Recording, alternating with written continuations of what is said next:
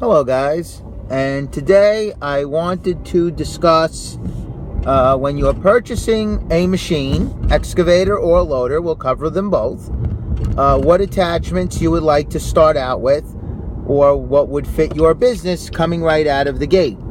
So now that you're ready to buy the machine, finances are in order, and now you're good to go. But what attachments should you buy to maximize your investment?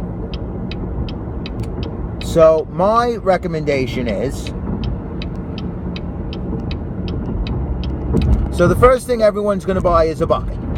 So here's how I lay out my buckets. I have, for my S185, I have a 60-inch bucket with teeth, regular, a 72-inch bucket without teeth, that's a light material bucket for snow or carrying cement.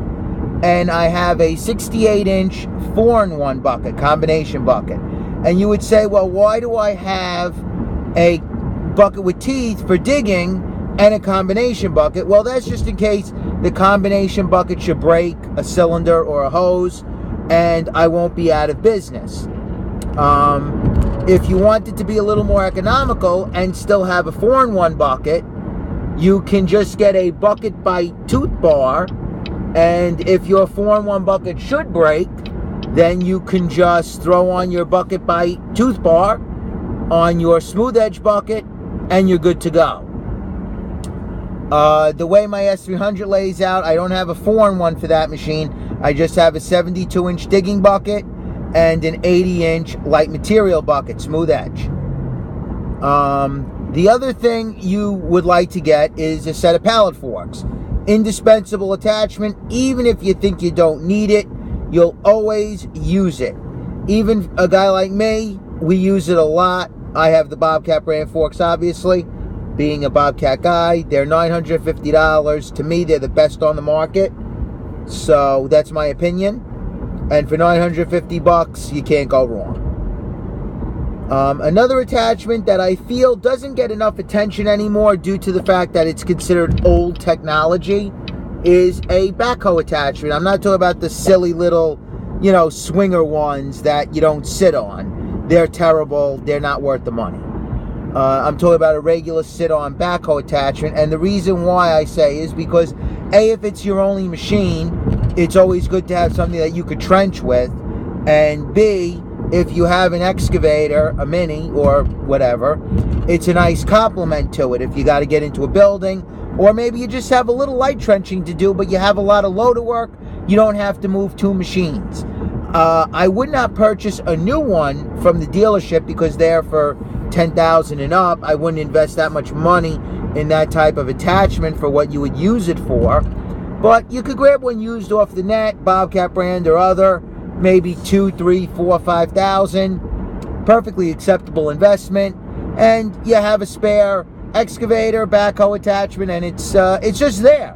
And I actually use mine. I use it sparingly, but it really does come in handy to have. For specialized items, like if you're in forestry, you need a root grapple. You could use the mower. The Bobcat makes a brush cat mower. Or a mulch head. That's always a good attachment. You get the forestry kit on your loader to protect everything.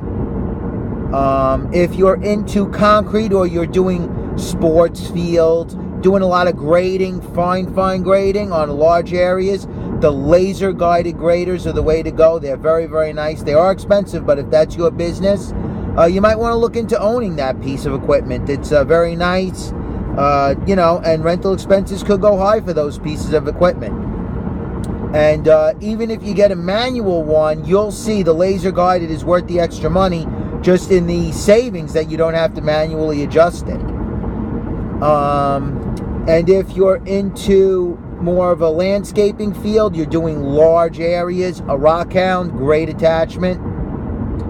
It comes in handy. I rented it a couple of times back when I was a landscaper, when I did large jobs. Rockhound saved a lot of time, a lot of labor. What it would take 3 men to do in a week, I was able to do in a day. Definitely helps production, and it keeps your men laying sod. Or if you're doing lots of large jobs, just grab a sod layer. Get the sod and rolls, great attachment to have. If you're getting a skid steer loader, get inset tires. If you're not going to get over the tire tracks, make the machine as thin as possible. It'll be great. You can get in backyards very easily. A lot of people, for some reason, I don't see they get it. I put inset tires on both of my loaders. Very, very nice feature to have. For mini excavators, the attachments are kind of limited. I have a ripper attachment for my excavator. I also have a 12-inch, 20-inch, 24-inch, and 30-inch trenching buckets. And sometimes if I'm doing some grading, I'll rent my father's. He has a 52-inch grading bucket. So it's a smooth edge, high capacity, because it's made for just basically grading. You're not really supposed to dig with it. You can, but it's a little bit heavy for the machine.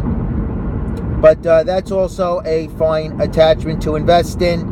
Hydraulic breaker, of course, if you're breaking concrete and asphalt, you could get a breaker for an excavator or a loader. I prefer it on the loader, but excavator is good when you got to do hammering.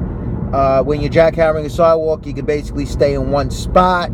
So that's nice without having to reposition and turn in the street.